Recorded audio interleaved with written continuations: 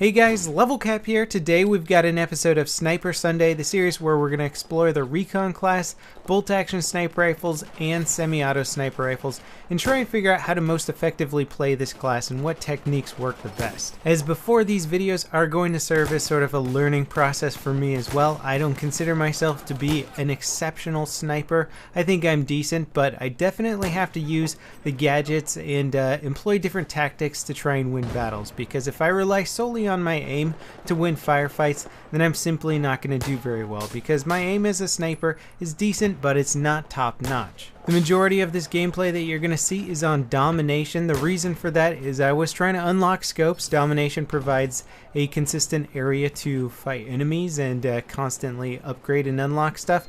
The other reason for that is that Domination keeps you moving about, it keeps you agile, and the threats can come from multiple directions, and I think that's a good way to practice playing the Recon class.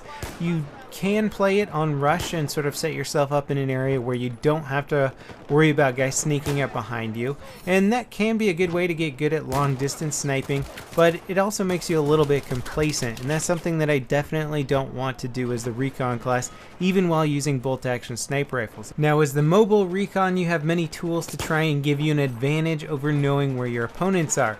Motion sensors are a great way to do this. Throwing out those little motion sensor grenades will let you know if there's guys in a building in front of you. You can throw them at your feet and try and figure out if anybody's sneaking up behind you.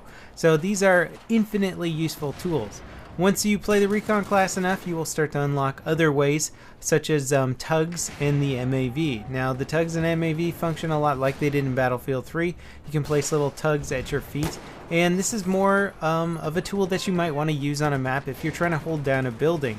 Gold Mud, Railroad, on Team Deathmatch or Conquest is a great place to use tugs, especially if you're trying to hold down one building, snipe from the rooftops, change your elevation in the building, and just make sure that nobody's sneaking up those stairways to take you out. Now, even though I'm moving around a lot in these maps, it's not always towards my enemy. It's often towards a vantage point, a higher area, a place where I can engage people from a distance. Simply put, if you're using a bolt-action sniper rifle, you are going to be at a disadvantage in close quarters. You're going to be at a disadvantage in medium range. Any assault rifle, I would rather have any assault rifle in medium range over a bolt-action sniper rifle. They're just simply going to be a more effective weapon. So you want to set yourself up at long range for all possible scenarios, and if you can't manage that long range scenario, that's where your gadgets come into play. The motion sensor devices that you have available to you should allow you to get the drop on your opponent. I recommend getting very comfortable with pistols, especially something that has a flashlight on it to try and blind your opponent in close quarter combat situations. It's going to give you an advantage. Anything that can give you a slight edge in that CQC area is going to be doubly valuable to this sniper class. Now, you might be thinking, like, you've seen a lot of snipers out there shooting you with some of the top-end sniper rifles, and they're using upgraded pistols all the way. For the most part during this video, and for the most part upgrading the sniper scopes, I was using the very first sniper rifle that you get. The CS LR4 is going to be available with the 6x sight as soon as you start playing Battlefield 4, so you don't have to rank up or get any sort of unlocks before you can start that long-range sniping. You can be perfectly adequate right from the start. Now, I'm using the 7x sight here, but I was using the 6x sight earlier. They're both very similar and very capable for any sort of long-range sniping that isn't too crazy long-range. I would recommend staying away from the extreme long-range sniping until you get something like a 20x sight, or even the 14x variable sight could pull it off, but at that range it's still going to be a little bit tricky. Now, the CS LR4 is a good starting sniper rifle in that it's very average across the board. It's not going to be the best extreme long range sniper rifle. It's not going to be the best CQC bolt action sniper rifle. It's just kind of bland in that if you can get good with this, you can then sort of get your gameplay in an area or focus on an area that you want to expand to. Maybe long range sniping is your thing, and start using a sniper rifle that's more geared towards that. Or maybe you really want to try hip firing all your targets with your bolt action sniper rifle. Well, there's some that are actually really good for that also.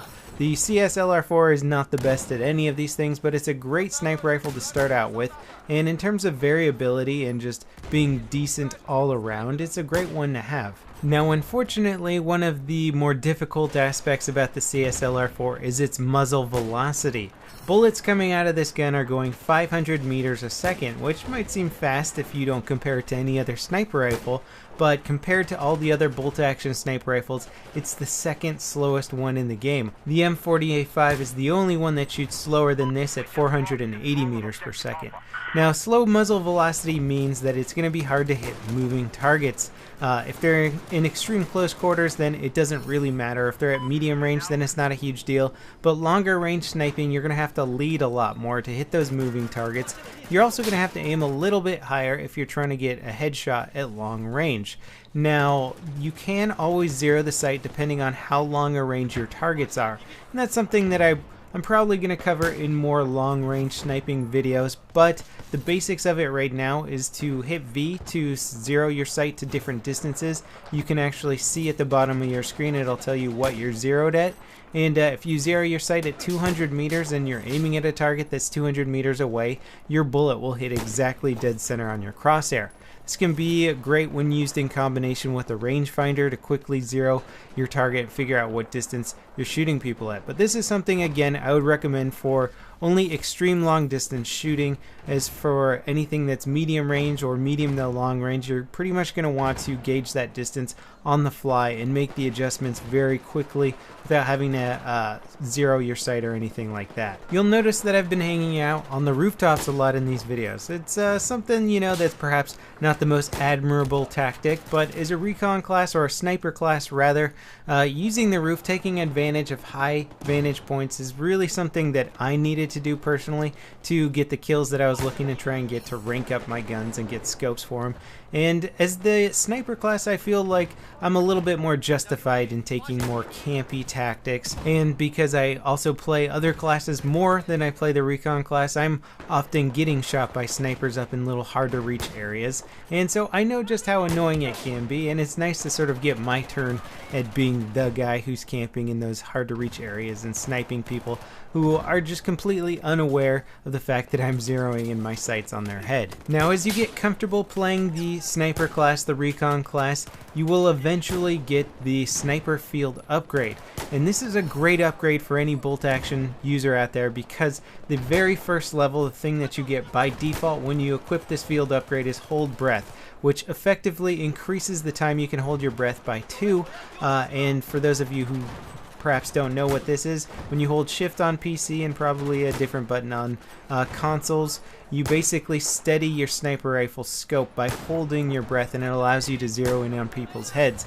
Well, you only get a certain amount of time that you can hold your breath, and it's very short by default. So once you get this sniper field upgrade, doubling that time really does help you out, and you can kind of zero in on somebody who might be shifting their position a bit, and you're using a lot of your hold breath time. And honestly, this field upgrade really did change my gameplay, probably more so than any other upgrade I got while playing the recon class. So anyway, that kind of wraps it up for this episode of Sniper Sunday. I'm going to be getting into a whole bunch of different tactics and gadgets as we progress with this series. As always, thanks for watching, guys, and I'll see you next time. This is Level Cap, signing off.